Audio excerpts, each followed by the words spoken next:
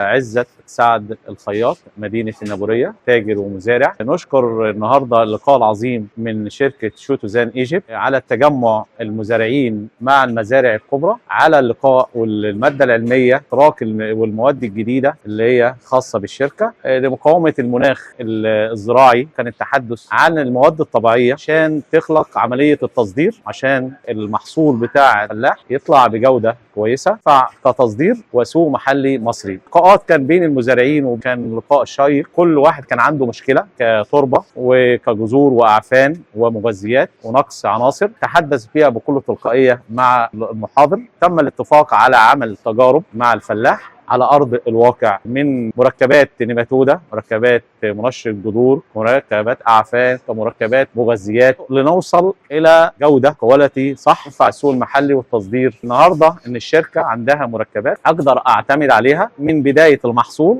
الى غايه المنتج التام اللي يوصل قمه ان هو يصدر او يستخدمه في السوق المحلي المصري. والله النهارده الحضور كان موجود بالفعل بين مزارعين بسطاء جدا، فلاح اشتغل بايده في الارض، لغايه مشرفين مزارع، لغايه مديرين مزارع، لغايه فنيين مزارع. مركبات الشركه بتعتمد على الشوتوزان ان تديني دفعه كويسه، مواد طبيعيه ما تعملش تاثير على النبات الا تاثير صحيح، قومه المناخ اللي احنا عايشين فيه حاليا.